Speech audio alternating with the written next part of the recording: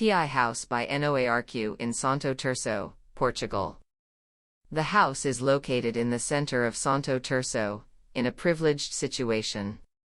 The house is adjacent to the Aires Mateus Call Center building, in front of the Matadouro Public Park, bordering an extense and beautiful agricultural reserve area that serves as landscape on the south side of Santo Tirso city.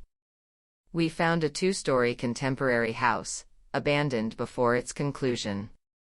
It was a very solid concrete construction, well designed from the point of view of its technical spaces, but with many signs of erosion and vandalism. The house, with 444 square meters of area, occupies the center of a 947 square meters plot. The garden areas were marginal and in shadow. The house is set on a sloping excavated terrain, and the choice of its setting, below street level, resulted in a narrow garden perimeter, mostly shaded, and therefore dark and damp. The elevations of the house were characterized by complex and ugly openings, in our opinion. The windows and doors on the elevation facing the street were joined together without a clear definition, importance, and hierarchy. The remaining elevations had a plethora of openings with different dimensions and shapes that were difficult to justify. Between the street and the house there was a scenic structure built in concrete which aimed to define the reception space of the house. It seemed superfluous to us, we demolished it. The interior had an inspiring variability of ceiling heights. It also seemed uncontrolled, but with great potential. Between the structures in concrete, there were suspended iron structure that compromised the unity of the whole interior space. In the ceilings there were square lanterns in the shape of pyramids. In the kitchen space, with double-height ceiling, there was an iron suspended structure of a wall covering which at the same time molded a round ceiling. We demolished it to leave the space pure. The existing pool had no definition and its ceramic tiles did not fit our intentions of reducing it to the essentials. The budget was very limited to renovate 700 square meters of built area.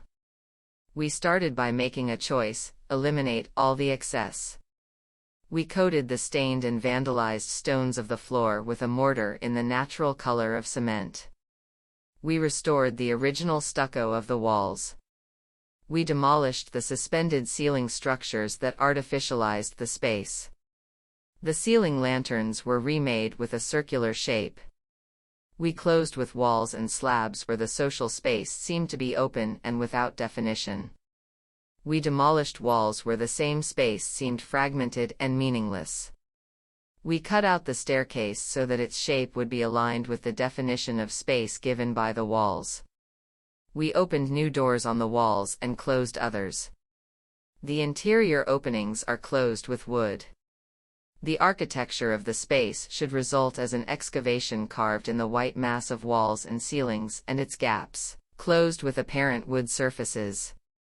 No gloss. Natural materials in their true appearance. About the facades we took a decision: if it is possible, only one span in each elevation. A glass opening that, from the inside, would represent a void, a photograph of the outside without frames or divisions. The lighting was concealed in the architectural form, or when desirable is revealed as, has always been done in the history of architecture, in a lighting object, such as on the dining table. Heating and cooling are done by radiating floors.